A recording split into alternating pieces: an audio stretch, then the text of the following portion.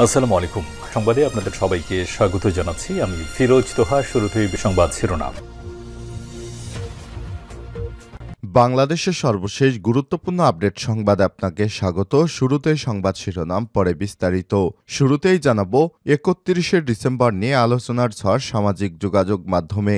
৩১শে December কি হতে যাচ্ছে এ বিষয়ে গুরুত্বপূর্ণ সংবাদ জানাবো, সঙ্গেই থাকুন। এরপর জানাবো জাহাজে ৭ খুন নৌযান শ্রমিকদের কর্মবিরতি স্থগিত। চাঁদপুরে জাহাজে ৭ খুনের ঘটনায় পণ্যবাহী নৌযান শ্রমিকদের ডাকা কর্মবিরতি স্থগিত করা হয়েছে। আজ রাত ৯টার দিকে বিষয়টি নিশ্চিত করেছেন বাংলাদেশ নৌযান শ্রমিক ফেডারেশনের সভাপতি শাহ আলম ভূঁইয়া।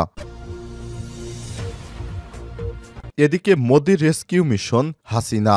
ভারতের নিরাপত্তা উপদেষ্টা অজিত দোভাল এবং ভারতের প্রধানমন্ত্রী নরেন্দ্র মোদির রেস্কিউ মিশন ছিল শেখ হাসিনাকে উদ্ধার করা। তারা সেভাবেই কাজ করেছে। তারা রাফায়েল যুদ্ধবিমান পাঠিয়ে শেখ হাসিনাকে উদ্ধার করে নিয়ে গেছে কলকাতা থেকে। কিভাবে উদ্ধার করলো আমার দেশ পত্রিকার মাধ্যমে গুরুত্বপূর্ণ সংবাদ আপনাদের জানাবো, সঙ্গেই থাকুন। এবারে জানাবো সংস্কার এখনই করতে না পারলে কখনোই করা যাবে না বললেন উপদেষ্টা সাখাওয়াত। শ্রম কর্মসংস্থান নৌপরিবহন উপদেষ্টা ব্রিগেডিয়ার অবসরপ্রাপ্ত এম সাখাওয়াত হোসেন বলেছেন, এ সময় রাষ্ট্রের কিছু সংস্কার করতে না পারলে আর কখনোই সম্ভব হবে না। আমরা ২০০৭ সালে চেষ্টা করেছিলাম, কিন্তু কিছু করেছি, ক্ষমতাসীনরা সেটি বাতিল করেছে। আমরা এই জুলাই বিপ্লবের মাধ্যমে এটি করতে চাই, তা না হলে বাংলাদেশ পিছিয়ে যাবে। ১ বছরের মধ্য হলেও যতটুকু সম্ভব আমরা সংস্কার করে যেতে চাই। এদিকে সচিবালয় অস্থায়ী প্রবেশ পাস সংক্রান্ত বিশেষ সেল গঠন। সচিবালয় প্রবেশে অস্থায়ী পাসের আবেদন গ্রহণ করার জন্য অস্থায়ী প্রবেশ পাস সংক্রান্ত বিশেষ সেল গঠন করা হয়েছে। আজ স্বরাষ্ট্র মন্ত্রণালয়ের জননিরাপত্তা বিভাগ প্রশাসন ১ শাখার উপসচিব মোহাম্মদ আমিনুল ইসলাম স্বাক্ষরিত অফিস আদেশে এসব কথা জানানো হয়েছে। এবং সর্বশেষ জানাবো ইরানি পুলিশের সিনিয়র গোয়েন্দা কর্মকর্তাকে হত্যা। ইরানের দক্ষিণাঞ্চলের সন্ত্রাসী হামলায় এক সিনিয়র গোয়েন্দা পুলিশ কর্মকর্তা নিহত হয়েছে। স্থানীয় সময় ২৭শে ডিসেম্বর সন্ধ্যায় হরমোজগান প্রদেশের বন্দর লেজেঙ্গে গোয়েন্দা পুলিশের প্রধান মোস্তফা শাহিদিকে লক্ষ্যবস্তু করে হত্যা করা হয়। প্রিয় দর্শক, এতক্ষণ শুনছিলেন সংবাদ শিরোনাম, এবারে বিস্তারিত। তবে তার আগে বন্ধুরা, অনুরোধ থাকবে এই সংবাদটিতে একটি লাইক দিন। এই চ্যানেলে আপনি নতুন হয়ে থাকলে আমাদের সংবাদটি দেখতে দেখতে চ্যানেলটি সাবস্ক্রাইব করে রাখুন, যাতে করে বন্ধুরা আমাদের পরবর্তী লেটেস্ট আপডেট সংবাদগুলো সবার আগে আপনার কাছে পৌঁছে যায়। কমেন্ট করে আপনার মূল্যবান মতামত জানিয়ে দিন আপনি বিশ্বের কোন দেশ থেকে বা বাংলাদেশের কোন স্থান থেকে আমাদের সংবাদটি দেখছেন এবং শুনছেন। এবারে বিস্তারিত। ৩১শে ডিসেম্বর নিয়ে আলোচনায় ঝড় সামাজিক যোগাযোগ মাধ্যমে। আগামী ৩১শে ডিসেম্বরকে সামনে রেখে সামাজিক যোগাযোগ মাধ্যমে একই ধরনের পোস্ট দিয়ে ব্যাপক আলোচনা সৃষ্টি করেছে বৈষম্য বিরোধী ছাত্র আন্দোলন ও জাতীয় নাগরিক কমিটির সদস্যরা। শনিবার ২৮শে ডিসেম্বর রাতে একযোগে সামাজিক যোগাযোগ মাধ্যমে এই ক্যাম্পেইন চালাচ্ছেন তারা। সামাজিক যোগাযোগ মাধ্যম ফেসবুকে পোস্ট দিয়েছে যুব ক্রীড়া উপদেষ্টা আসিফ মাহমুদ, জাতীয় নাগরিক কমিটির সদস্য সচিব আক্তার হোসেন, জাতীয় নাগরিক কমিটির মুখ্য সমন্বয়ক সার্জিস আলম, বৈষম্য বিরোধী ছাত্র আন্দোলনের আহ্বায়ক হাসনাত আবদুল্লাহ, সমন্বয়ক রিফাত রশিদ সহ আরও অনেকেই। যুব ক্রীড়া উপদেষ্টা আসিফ মাহমুদ লিখেছেন, ৩১শে ডিসেম্বর শহীদ মিনার ৩৬শে জুলাই এসে মিলিত হোক ৩১শে ডিসেম্বরে। বৈষম্য বিরোধী ছাত্র আন্দোলনের আহ্বায়ক হাসনাত আবদুল্লাহ লিখেছেন, কমরেডস ৩১শে ডিসেম্বর নাও আর নেভার।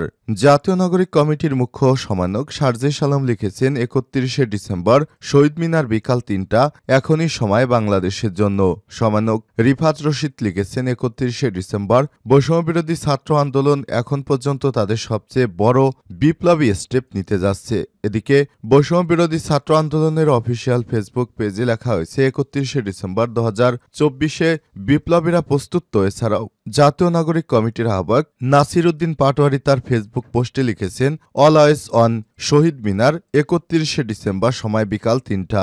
বৈষম্য বিরোধী ছাত্র আন্দোলন ও জাতীয় নাগরিক কমিটির সঙ্গে যুক্ত থাকা অন্যান্য সদস্যরাও একই সময়ে বিষয় নিয়ে ফেসবুকে পোস্ট করে যাচ্ছেন। জাহাজে ৭ খুন নৌযান শ্রমিকদের কর্মবিরতি স্থগিত। চাঁদপুরে জাহাজে ৭ খুনের ঘটনায় পণ্যবাহী নৌযান শ্রমিকদের ডাকা সর্বাত্মক কর্মবিরতি স্থগিত করা হয়েছে। শনিবার ২৮শে ডিসেম্বর রাত ৯টার দিকে বিষয়টি নিশ্চিত করেছেন বাংলাদেশ নৌযান শ্রমিক ফেডারেশন সভাপতি শাহ আলম ভূঁইয়া। তিনি বলেছেন, ৭ খুনের ঘটনা আমাদের কর্মসূচি স্থগিত করা হয়েছে। এখন থেকে নদীতে নৌযান চলাচল স্বাভাবিক করা হয়েছে। এর আগে বৃহস্পতিবার মধ্যরাত থেকে শুরু হয় শ্রমিকদের ধর্মঘট। শনিবারও সারা দেশে বন্ধ ছিল সব ধরনের পণ্যবাহী নৌযান চলাচল। এতে অচল অবস্থা দেখা দেয় বন্দরগুলোতে। বন্দরের খালাসের অপেক্ষায় রয়েছে ১০ লাখের টনেরও বেশি পণ্য। এর মধ্যে নিত্য প্রয়োজনীয় পণ্য ছাড়াও জ্বালানি পণ্যও রয়েছে। প্রসঙ্গত, গত সোমবার ২৩শে ডিসেম্বর দুপুরে চাঁদপুর হাইমসরে মেঘনা নদীতে এমবি আল বাখেরা জাহাজ থেকে ৫ জনের মরদেহ এবং ৩ জনকে মুমূর্ষু অবস্থায় উদ্ধার করা হয়। পরে হাসপাতালে ২ জন মারা যায়। নিহতরা হলেন নড়াইলের লোহাগাড়া উপজেলার ১১ নলি এলাকার আবেদ মোল্লা ছেলে সালাউদ্দিন ৪০, একই উপজেলার পাংখারচর উত্তর এলাকার মাহবুবুর রহমান মুন্সির ছেলে আমিনুর মুন্সি ৪১, ফরিদপুর কোতোয়ালী উপজেলা জোয়াইর এলাকার মৃত আনিসুর রহমানের ছেলে মোহাম্মদ গোলাম কিবরিয়া ৬৫, একই এলাকার মৃত আতাউর রহমানের ছেলে সবুজ ২৭, মাগুরা মোহাম্মদপুর উপজেলার চর বসন্তপুর এলাকার আনিস মিয়ার ছেলে মোহাম্মদ মাজেদুর ১৮, একই উপজেলার পলাশবাড়ি দাউদ হোসেনের ছেলে মোহাম্মদ সজিবুল ইসলাম ২৯, মুন্সিগঞ্জ শ্রীনগর উপজেলার দেলার হোসেন মুন্সির ছেলে রানা কাজী ৩২, তারা সবাই জাহাজের স্টাফ। এই ঘটনায় চাঁদপুর হাইমসর থানায় হত্যা ও ডাকাতির অভিযোগে অজ্ঞাতনামা ব্যক্তিদের আসামি করে মামলা করে জাহাজটির মালিক মাহবুব মোর্শেদ। পরে র্যাব বাগেরহাটের শীতলমারি এলাকা থেকে আকাশ মণ্ডল ওরফে ইরফানকে গ্রেপ্তার করে। এরপর নৌপুলিশের পরিদর্শক মোহাম্মদ কালাম খাঁ জুডিশিয়াল ম্যাজিস্ট্রেট মোহাম্মদ ফারহান সাদিকের আদালতে হাজির করেন। আদালত তাকে ৭ দিনের রিমান্ড মঞ্জুর করে। Modi rescue mission Hasina.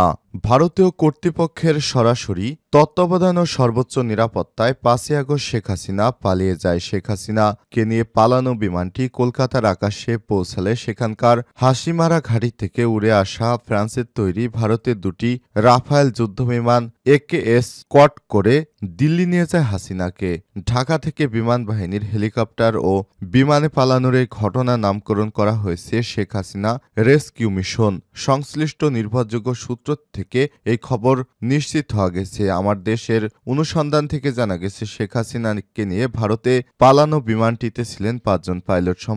সম্ভব হলে দিল্লি থেকে লন্ডনের হিথ্রো যার কথা এই পরিকল্পনা ছিল, এজন্যই বিমানে অতিরিক্ত পাইলট নেওয়া হয়। শেখ হাসিনা ভারতের প্রধানমন্ত্রী নরেন্দ্র মোদীর সঙ্গে ৪ই আগস্ট স্যাটেলাইট টেলিফোনে ২ দফা কথা বলেছেন। এরপর ভারতের জাতীয় নিরাপত্তা উপদেষ্টা অজিত দোভালের সঙ্গে কয়েক দফা তার ফোনালাপ হয়।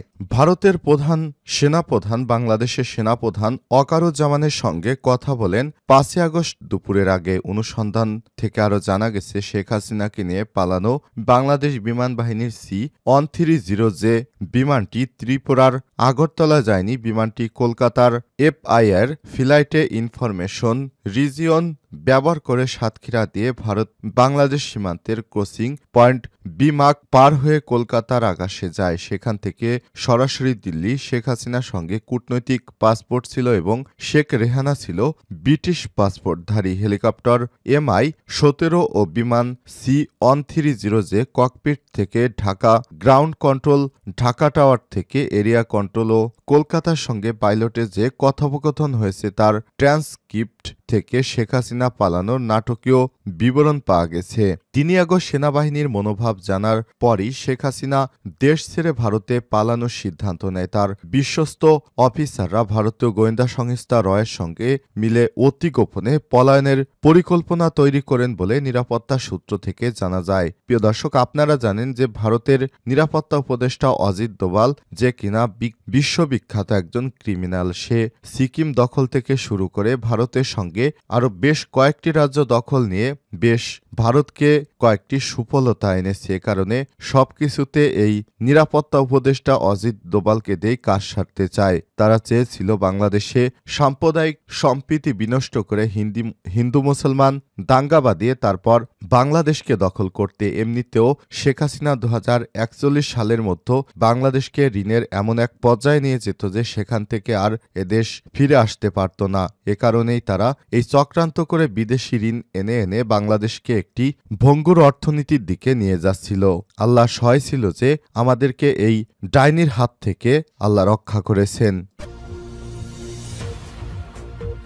সংস্কার এখনোই করতে না পারলে কখনোই করা যাবে না উপদেষ্টা সাখাওয়াত। শ্রম কর্মসংস্থান এবং নৌপরিবহন উপদেষ্টা ব্রিগেডিয়ার অবসরপ্রাপ্ত এম সাখাওয়াত হোসেন বলেছেন, এই সময়ে রাষ্ট্রের কিছু সংস্কার করতে না পারলে আর কখনোই করা যাবে না। তিনি বলেছেন, আমরা 2007 সালে একবার চেষ্টা করেছিলাম, কিছু করেছিলাম, সেগুলো থাকে না ক্ষমতাসীন রাজনৈতিক দলগুলোর কারণে। এখন যদি না করতে পারি সংবিধানের দোহাই দিয়ে, অন্যান্য আইনের দোহাই দিয়ে, তাহলে জুলাই গণ অভ্যুত্থানে যারা রক্ত দিয়েছে তাদের প্রতি বেইমানি করা হবে। বলছি না যে আমরা 4-5 বছর থাকবো, 1 বছরের মধ্যেই সংস্কার করা সম্ভব।